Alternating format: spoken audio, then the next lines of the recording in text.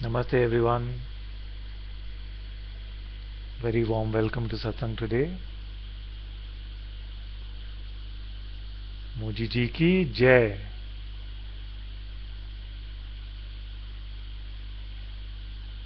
Thank you for joining in. For those of you that are here for the first time, you can ask your questions in the chat window.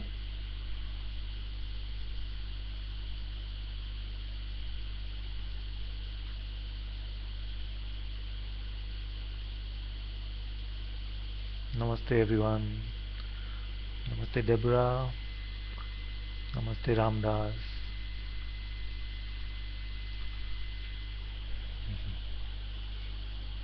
If you can confirm to me that the audio and video are fine.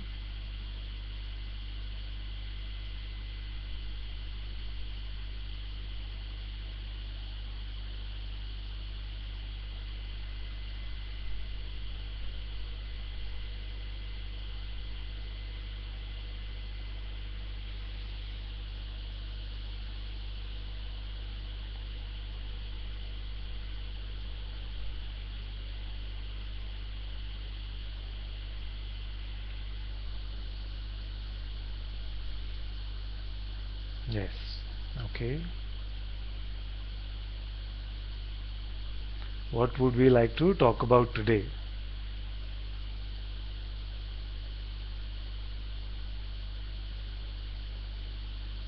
Namaste Louise.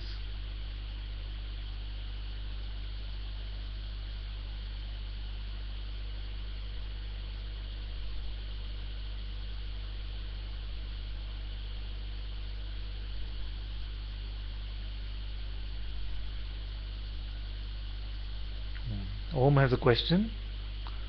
Please go ahead.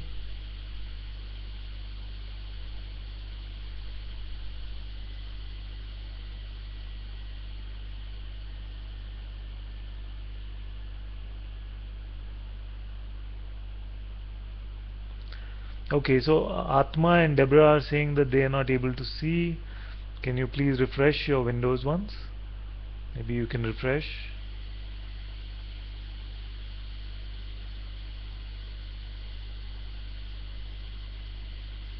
Namaste Malika, Namaste Sangeeta.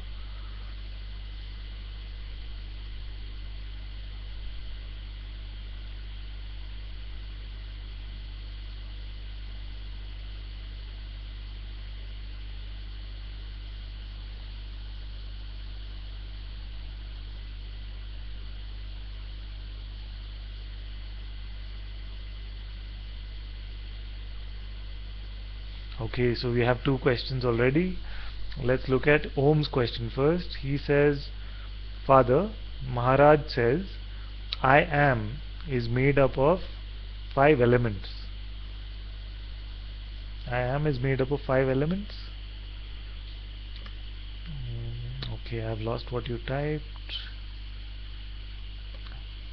Where did it go? It doesn't show up here anymore. But the question was about this sense I am being made up of 5 elements. That does not seem to compute. It does not seem to be something that Maharaj would have said. Maybe something got lost in translation. So it is the 5 elements which are made up of consciousness, but the I am cannot be made up of the 5 elements at all. No, everything is made up of this consciousness. From this supremely intelligent being, this whole universe is made up, but it cannot be made up of these 5 elements, because that would presume that the 5 elements were prior to the birth of I am. But that is now seen experientially and truly that it is the other way around. First I am, and then the universe, the phenomenal universe is. So that may be some translation error, or it could be something else.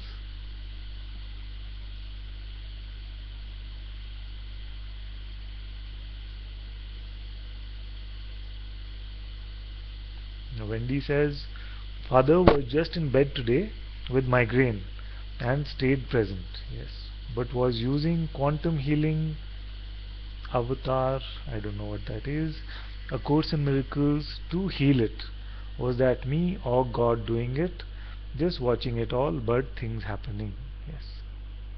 So everything is being done by consciousness itself. That is the one doer. There is no other doer anyway. So just remember that it is only you as consciousness who are the doer, because you as a person do not exist at all. So an idea cannot do anything, and I am a person is only an idea. It has no reality whatsoever. We cannot even point out this person from a phenomenal perspective, isn't it? The body we can point out, the objects we can point out, the whole universe we can point, phenomenal universe we can point out from a phenomenal perspective, and then we can agree to call it either illusion or real, that's fine. But this person does not even have a phenomenal existence. That's why I joke and say that it is a second level illusion. It's not even a first level illusion, it is a secondary illusion. Just an idea, not even a phenomenal existence anywhere. Therefore, it is all being done by consciousness itself. So don't feel that if there is some suffering arising, then you will know that consciousness itself seems to be playing this game of being deluded by the idea of being a person and create this scenarios of suffering. Even that is being done by consciousness alone. No? So this in satsang is consciousness speaking to consciousness and reminding consciousness that it could never have been a person. It could never have been a person at all. No? What to do? It likes to play the game in this way. No? I do not believe ultimately that it can get deluded even. No? Maybe it was just too bored and wants to play like this. That is why it brings itself to satsang, and in satsang it is reminding itself that it was never this person. There must be some joy in this for consciousness itself. So no, it was not the person, it is never the person, it is only consciousness that is doing everything. And even now the talking and listening is happening through consciousness, with consciousness, made up of consciousness alone.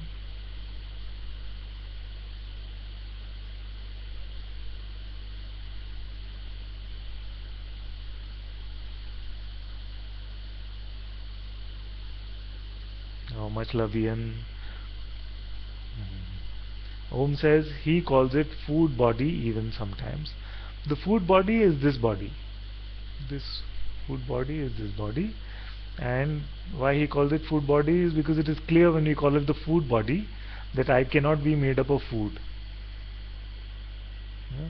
I cannot be made up of the food that I have eaten. Therefore, immediately when we realize this body is just made up of the food that we've eaten, we realize that something intuitively realizes that I cannot be this body. It is only an instrument which is here, all part of consciousness alone. That's why he refers to it as food body, but he could not have called the sense I am the food body, that is for sure.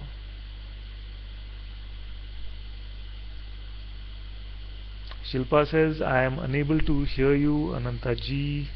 The rest of you are able to hear me?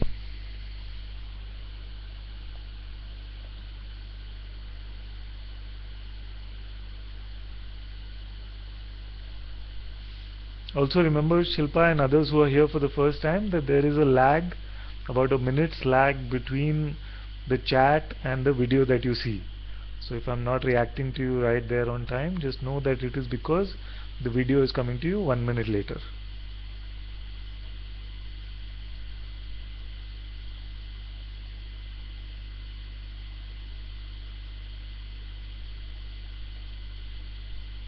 Okay, so it seems like the audio is okay. So let's go on to Shilpa's questions, because it sounds like now that she's able to hear me. What is the use of the material body in our life? What is the use of the material body in our life? And then she says, if we only have to give importance to our consciousness. So much love, Guruji. Yes. What is the use of the material body in our life? First, if we are completely clear that I am the awareness within which all of this is arising, then we will know that this body is only an instrument which is used in the Leela of experiencing as a person. We are always the awareness alone. This body is here just as a tool to enable this personal experiencing in some way. So just because we wear a virtual reality helmet or a virtual reality headset does not mean that we become the virtual reality headset. No, like I think who had posted, was it D or was it Deborah who had posted that looking for the true being inside the body is like looking for the announcer inside a radio. No?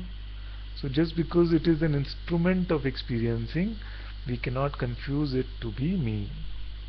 We cannot confuse it to be what I am. We have experienced many such instruments in our dream states. We have led many different lifetimes in our dream states. In all of those, we have as real, real feeling or real experiencing as we seem to have here. So all of this is just a projection of consciousness itself.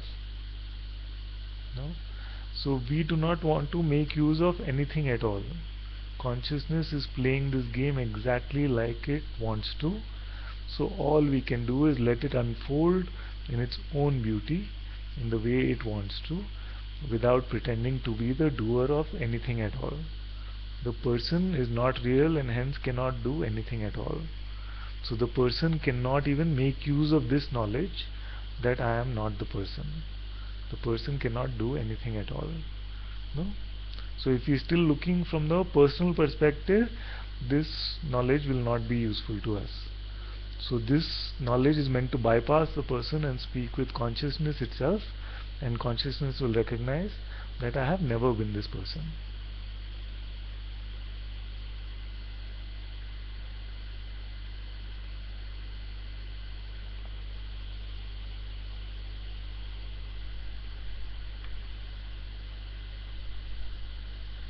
Okay, where are we? A lot of chat has happened.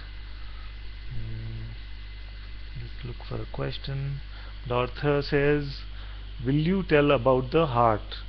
I can feel the strong third eye strongly when I do inquiry.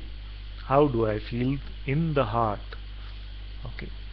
Will you tell about the heart? I can feel the third eye strongly when I do the inquiry. How do I feel in the heart? Yes. So this is a very good question. Many people have this question about what is this heart which is referred to. So when I am referring to heart, I am referring to the seat of consciousness itself. In fact, to consciousness itself, which in this experiencing, the sense I amness, the beingness, seems to arise from this area of the heart. We are not in any way referring to the physical heart at all.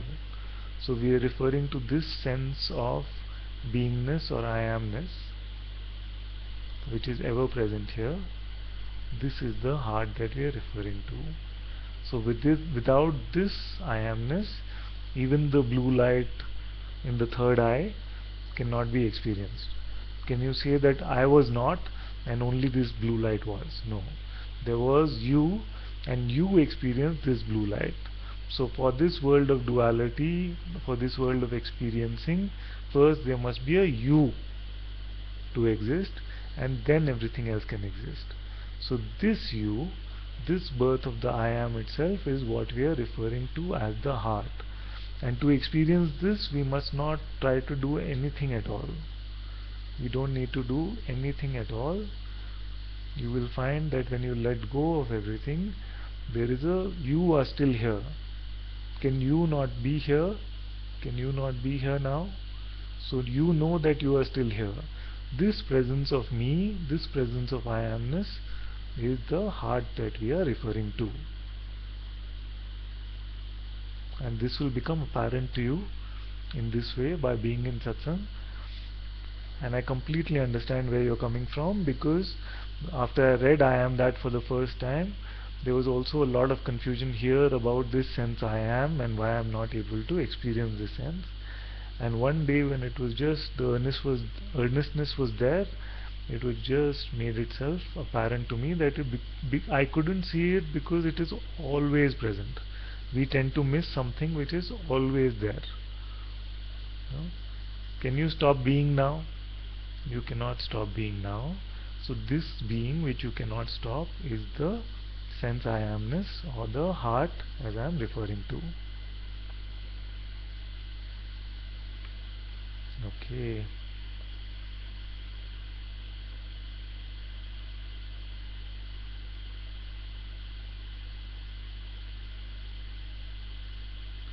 Suresh Nair says, is consciousness and awareness same? Let me put it to you in a very simplistic way. Let me put it to you in a very, very simplistic way.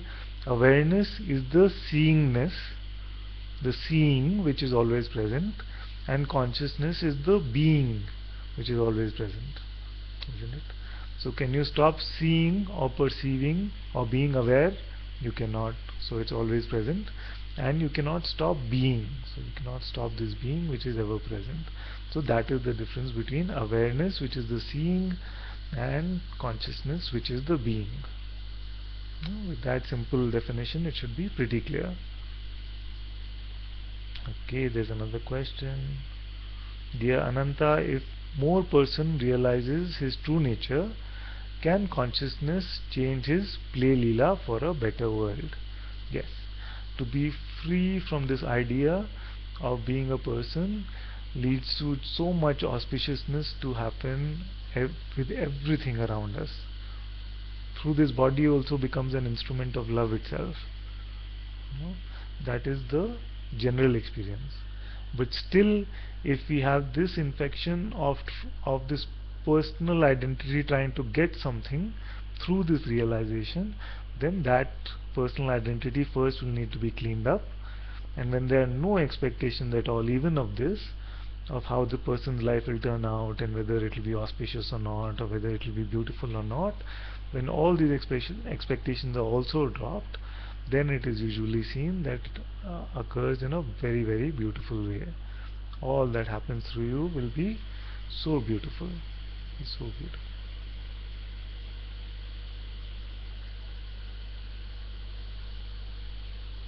Dear Ananta, can we do some inquiry now together? Yes. Thanks, Lord. Yes. And before that, we'll just look at this question, which is I am ever present? Can presence ever not be? As I read something by Rupert Spira, and he said presence always is. What should we do if someone okay, so that's a different question. Is presence the knowing of presence and the knowing of presence the same, or in some way different? Okay, so let's look at this. Very interesting. So we are clear now, Jyoti is clear now, that awareness is all there is.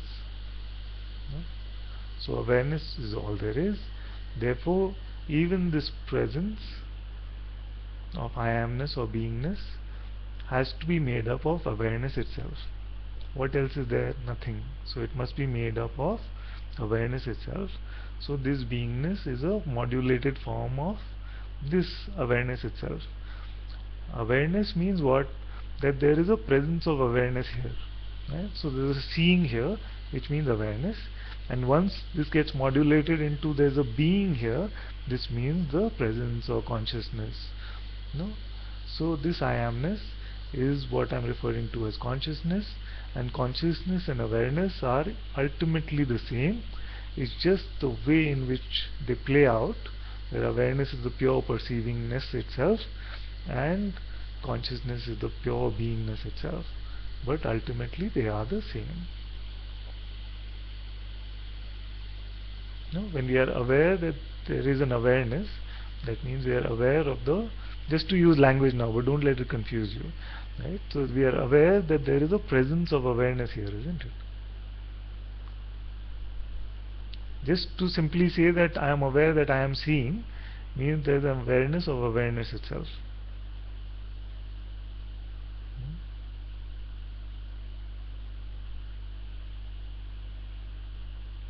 So there are states in which this I amness or this beingness is not there, like the deep sleep state, even this I amness is not there, but there is a presence of awareness. So he must be referring to this presence of awareness when he is talking about it being ever present. I am referring right now to the presence of beingness itself, Atma or whatever you might want to call it, which is usually referred to as the presence. So in the pure beingness there arises, pure seeingness, there arises this presence of beingness or I amness. But ultimately both are the same because awareness is all there is.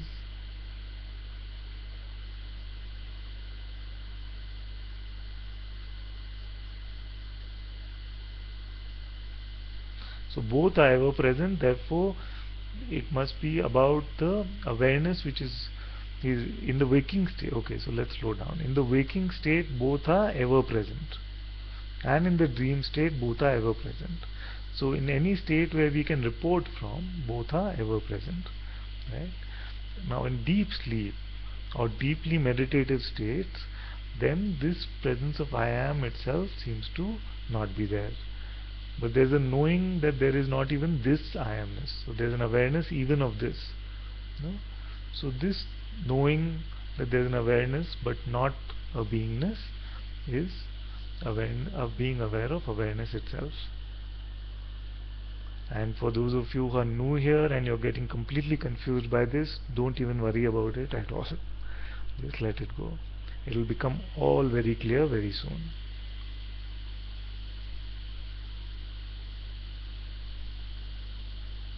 Aryev had a question. He said, what should we do if someone close to us has severe anxiety sickness?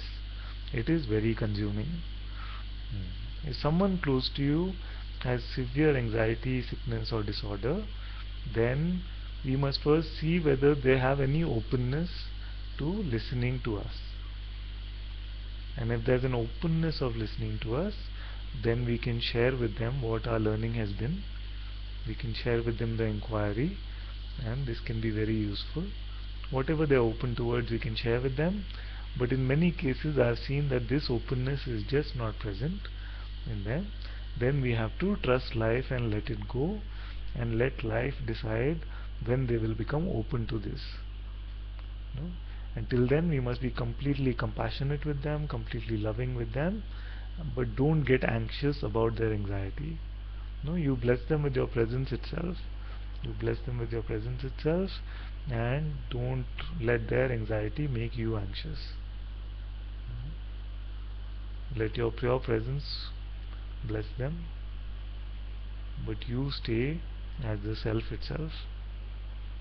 And if you sense there is some openness to listening, please go ahead and share. You can even invite them to satsang. It is the best thing for them. But in most cases I've seen that that openness is not there, and eventually it comes when there's a deep realization within that being itself that there must be something done now to break out of this. So consciousness will play its role in that way also.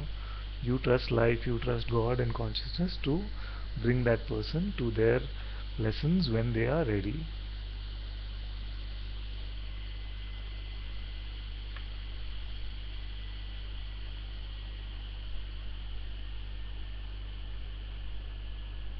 Okay, I'm running through the questions.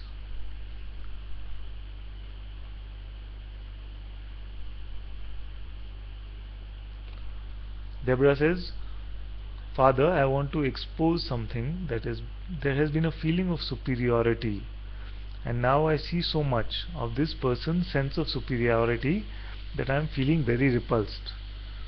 It is seen but very dominant. Once you have seen it, Deborah, then it cannot dominate anymore.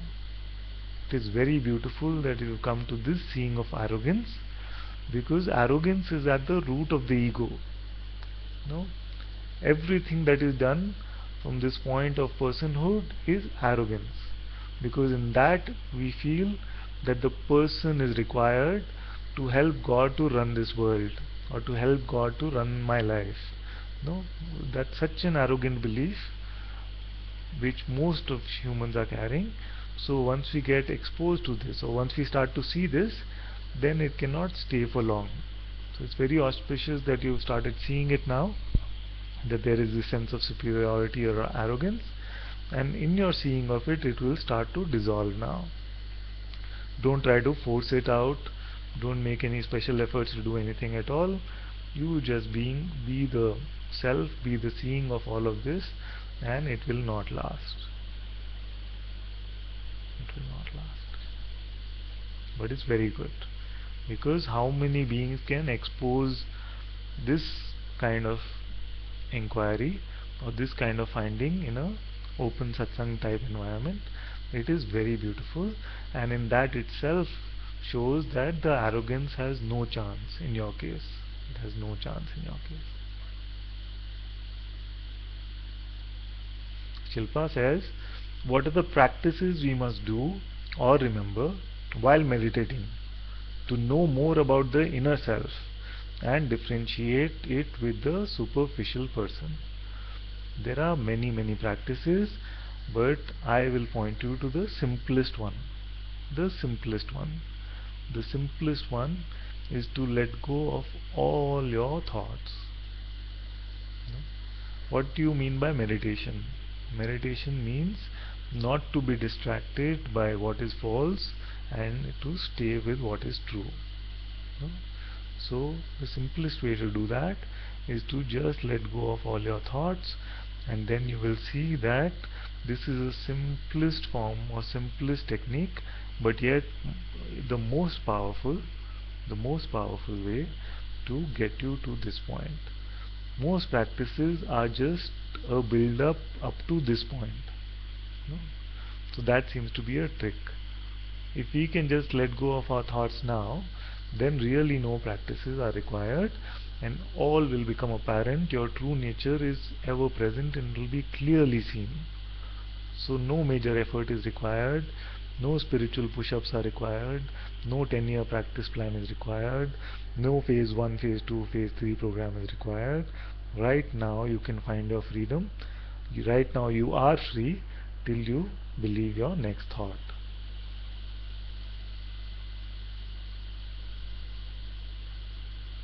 But if there is strong resistance coming to this very simple practice, then you let me know, and then we can see what else can be prescribed. So if I'm a doctor, I'm giving you the simplest medicine right now, which is to let go of your thoughts. But if it feels like there's too much resistance, something is too strong and it doesn't go, which I don't feel is the case with you actually in our conversations that we had, I feel very simply you're able to let go now, and you're finding the fruits of this very simple practice already. You will soon see that it becomes your normal nature, it becomes your natural state anyway. But if there is some trouble, don't stress about it, just expose it either here in satsang, or you can tell me on chat, and then we can look at what can be prescribed.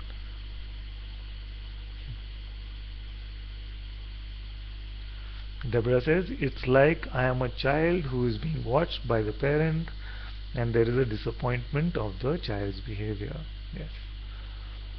The mind is something which can only be let go of. You will not be able to reform this child. You will not be able to make it into something which is a good child. It will not be a very good, the quality of your thoughts will not change from attack and defense to something else now. It will only try to trick you in this way. So have no expectations from this child which is in our minds, which is our mind itself, or our thoughts itself. Have no expectations from this child. You just let it go.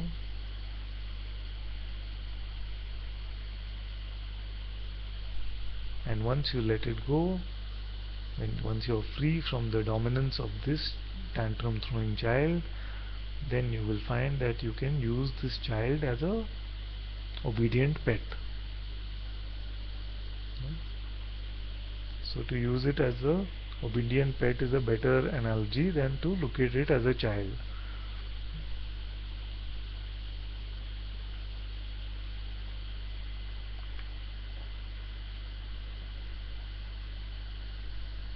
Johann says, "Beloved, can you explain?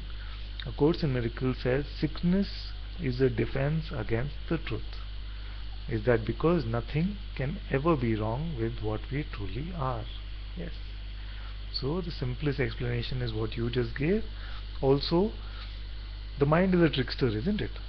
So the minute we come close to true understanding, it will give us a lot of attack thoughts, it will give us a lot of other kind of thoughts to pull us back in. Now one of the trump cards it has, it will play with this body, it will play with this thing, and it will create these ideas of sickness, it will create these ideas of suffering. And once we buy into the idea that I am suffering, then it becomes a successful ego defense against the truth.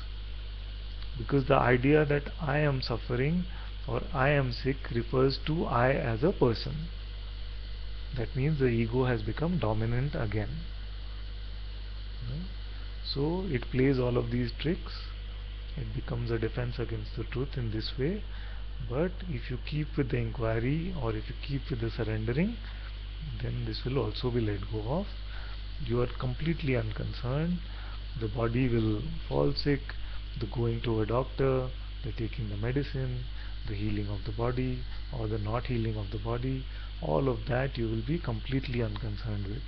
You will not decide to ignore the sickness or to pay too much attention to it. All will unfold on its own. Don't let your mind enter any of these windows. No? With sickness it is very easy for the mind to enter any of these windows. First we try to block it with our knowledge that I cannot be sick now, I am spiritual. Don't believe all this nonsense. Sickness can still arise in the body, consciousness can still play in this way. Then it can say that I am going to heal myself using my knowledge. No, all of these are still very egoistic ways of using this knowledge.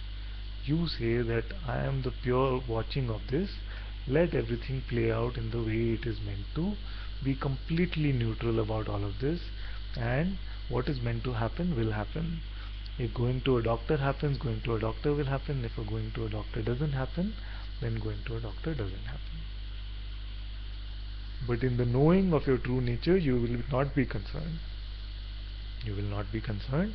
It will be like, I sometimes tell people that it's a nice car that you have. This body is like a nice car that you have. If you feel that it has broken down, there is no harm taking it to a mechanic. But don't believe that you have broken down. No? So when the car breaks down, don't expect spirituality to make the car work. Because that is again coming from the ego place.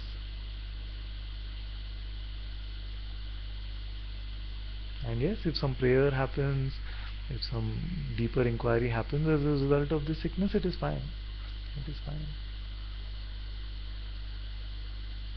Just don't say that it is me that is sick. Just don't identify that you are the body that is sick. Because in that way it becomes a defense against the truth. Because you have never been the body. So FB Facebook 200 says, "Good morning Ananta, Namaste.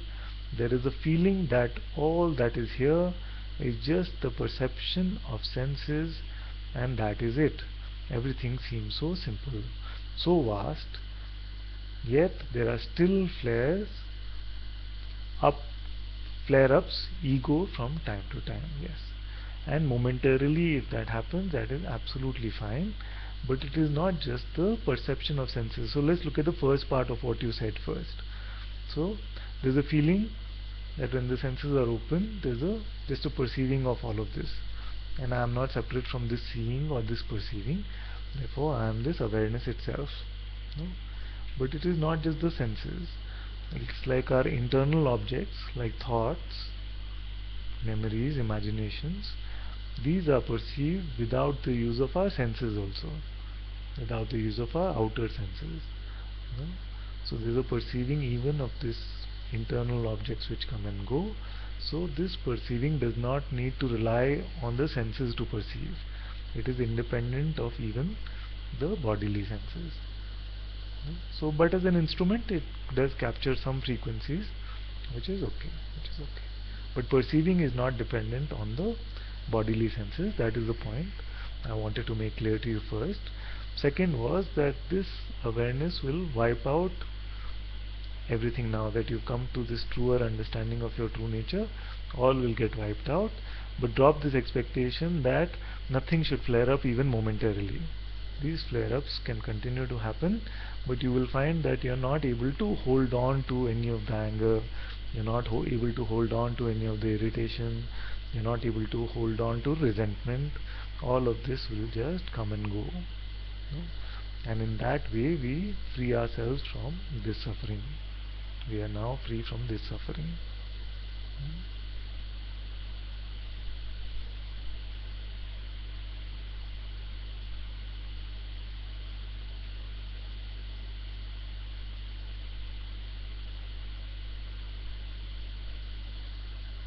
Good. So did I miss out on any questions? Okay, there are some more. Where are we? Neil says, just got here from work, sorry I'm late. No worries, namaste. And Deborah says, thank you. Yes, it is hard to expose. I waited for a while before giving this to you. It's okay. Once it is given, it is given. It is wonderful that you are able to expose this. Very good. Shilpa says, thank you Guruji, so much love. I'm feeling so much peace with your words. Yes, very good. And Johan says, beloved, there is also arrogance and superiority here. I feel like I am a fraud. I place it at your holy feet. Very good.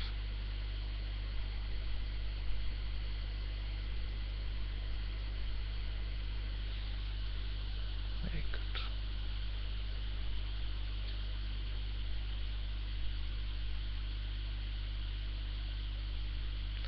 Once it is seen that the idea of a person was just an idea, then all these cannot survive. I am not worried at all about this.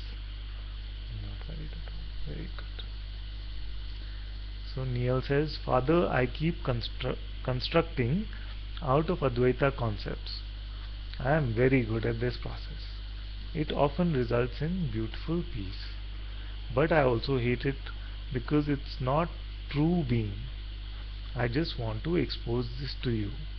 Father, I keep constructing out of Advaita concepts. Can you take an example? Can you take an example of what you mean by this constructing?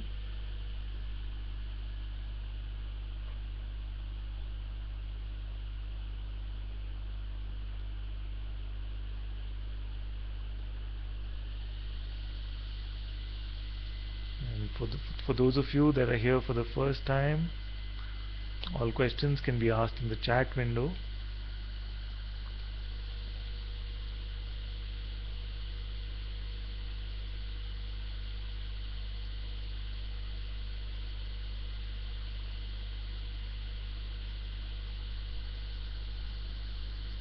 I make up an intellectual imaginary version of my being. Neil says, I make up an intellectual imaginary version of my being. Yes. It is very common that this happens, that when we hear about this, then immediately the mind comes up and creates a visual out of this or a intellectual concept out of this. No? But and many beings get stuck with this visual of who we are. So many beings imagine this vast black space as awareness, and we start to believe that this vast black space is what I am. It is not. There is a perceiving even of this visual. So this perceiving or this awareness is what we are. Similarly, it will create strong concepts that I am awareness alone, all of this. So once you have seen this, this will not dissolve, and now that you've exposed it in satsang, you will find that this will start to fade away for you. Know that anything that can be perceived cannot be you. No matter how beautiful the imagery, no matter how convincing the statements, once they are perceived, it cannot be you.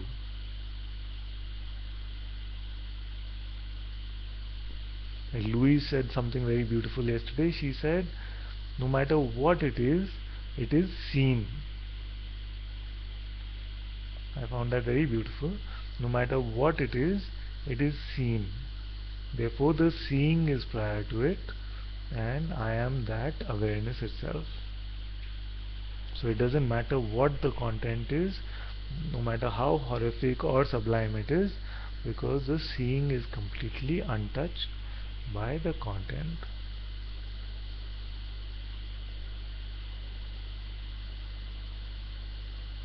He says, I then engage with it deeply and feel peaceful, and of course it goes away. Yes, it is like a spiritual practice. It is like a spiritual practice. It has no permanent solution for you, but it gives you temporary relief. But ultimately it is like using band-aid for cancer, or just having a painkiller without diagnosing what the real disease is. So if we imagine beautiful heaven, in beautiful heaven surrounded by angels, it will feel good for a while, but it will not last, because nothing that is seen, nothing that is imagined in this way will give us a permanent peace and joy, which will come from the true understanding of who we are. And that is very simple, to even see who is the seer of even this beautiful imagery. Then we don't need to pay attention to any imagination, because we are completely content with who we are.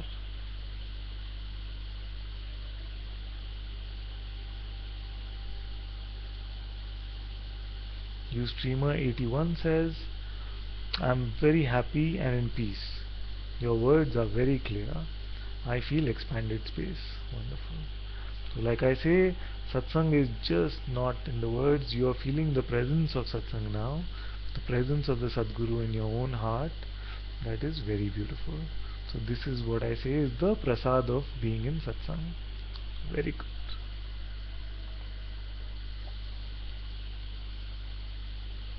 Lucia says, Father, there is infinite space here. I cannot find where I start or where I finish.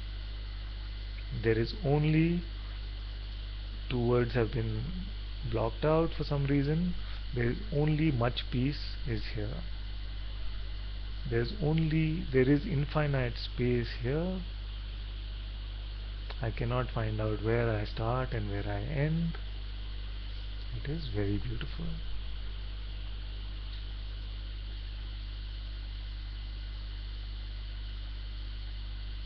And this space is not a visual. It can be expressed as the mind in a visual terminology, but it is not a visual space which you are referring to. It is this sense of awareness which expresses itself as pure spaciousness. Yeah.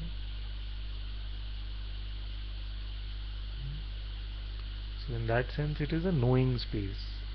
In that sense it is a seeing space, within which even God takes birth. Even consciousness takes birth within you.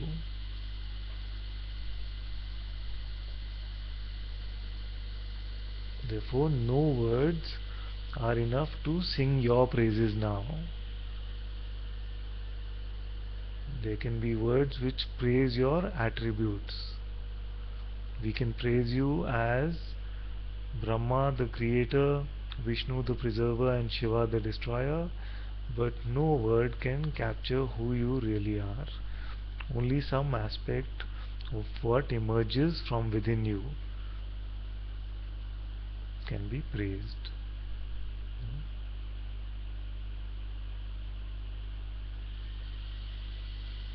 So to refer to you as God himself is not enough actually. Who can take these words? Just even to call you God is not enough description for what you are.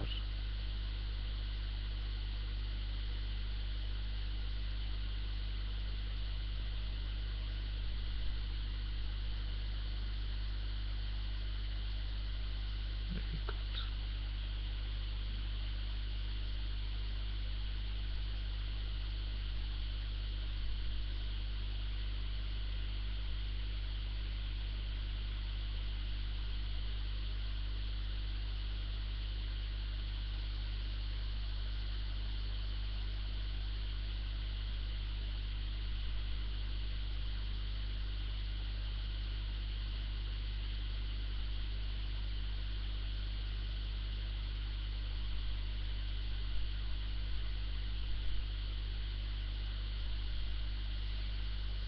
No words that the world can use now can accurately describe you.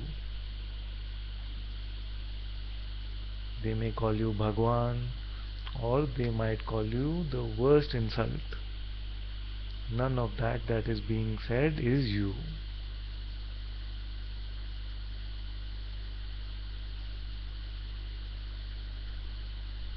You are the great undescribable one.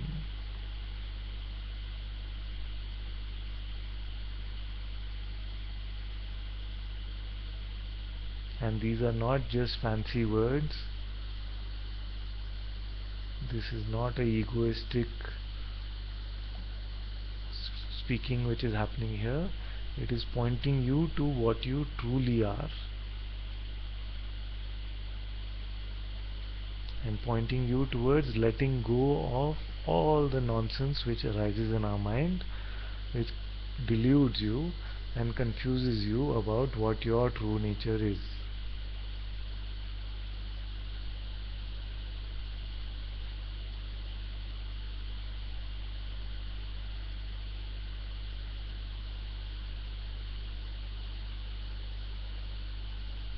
It's almost like God has come to this rehab to remember that He was God. This rehab of satsang is for God Himself.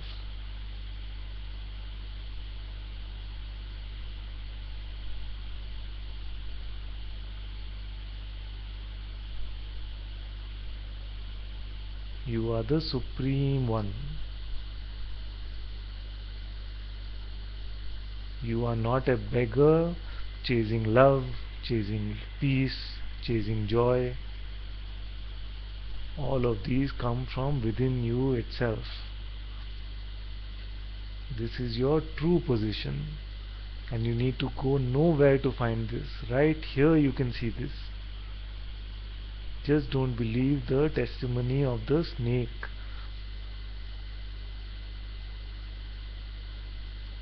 Let go of the mind, and this is there for you to see that this is completely true.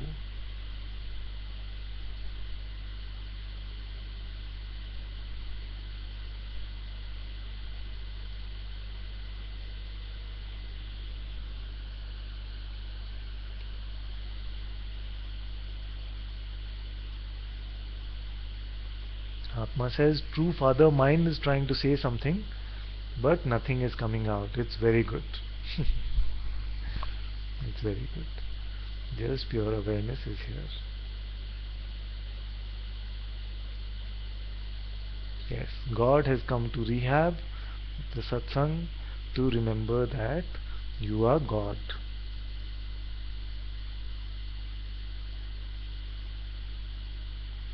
So if it's too much for you to know that God gives birth inside you, just remember that at the very least you are God.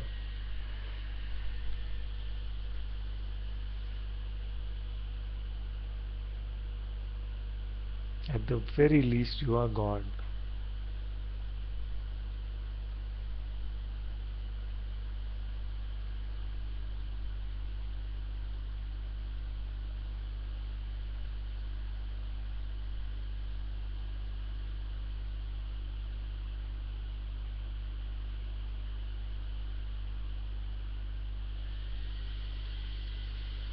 this is the true position. This is reality.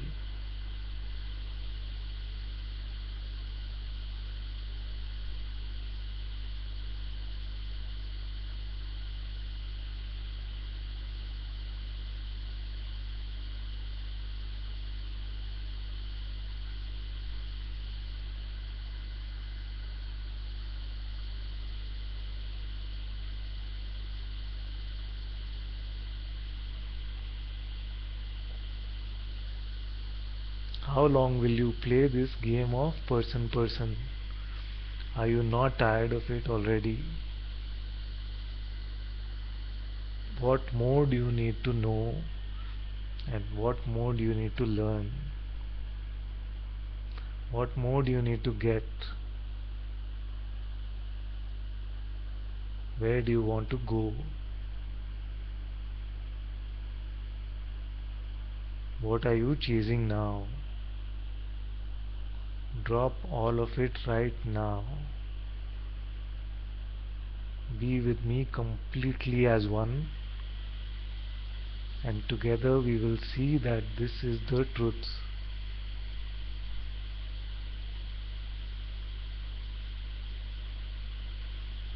The mind will not understand this. Let it go.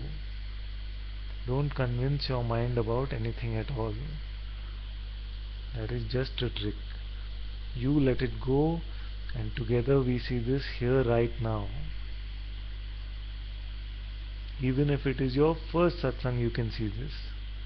Don't believe your mind's voice.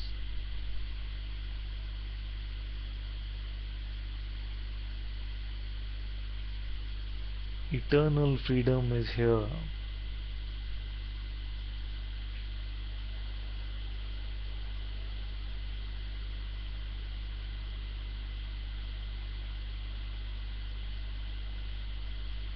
I have come to take you home. Come home with me now.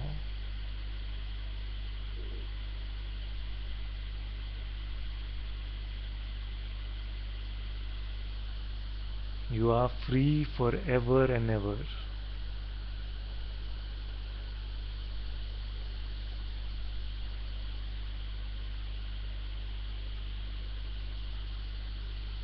How long do you want to struggle like this?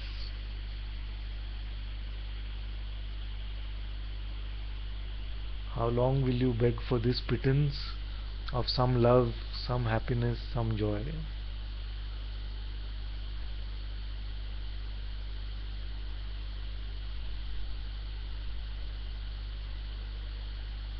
It is available in unlimited amounts from here. You stay with me. Stay with me and then tell us whether this is true or not.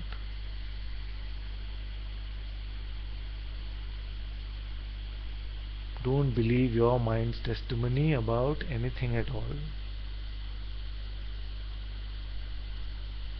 Just let go. I have made it very simple for you. Just let go. Nothing else needs to be done. In fact, let the letting go happen on its own. Even that is not a doing.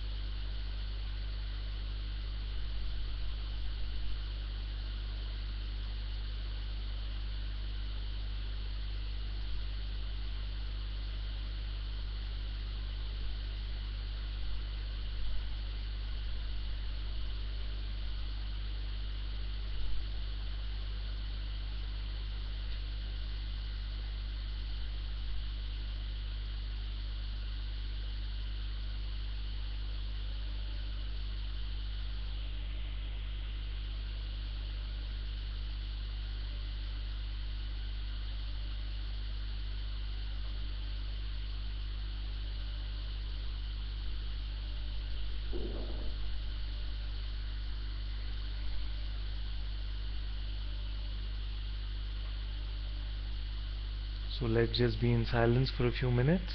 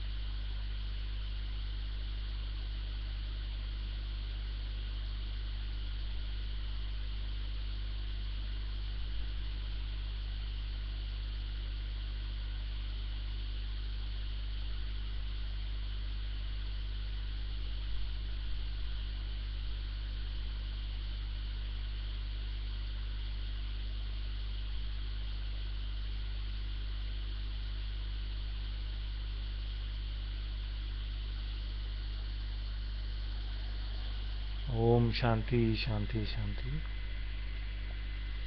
Thank you all so much for joining us. It was beautiful.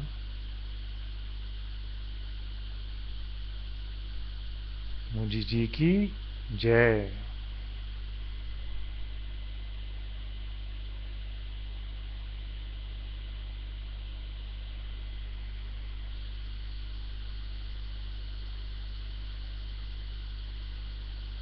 Love you all so much.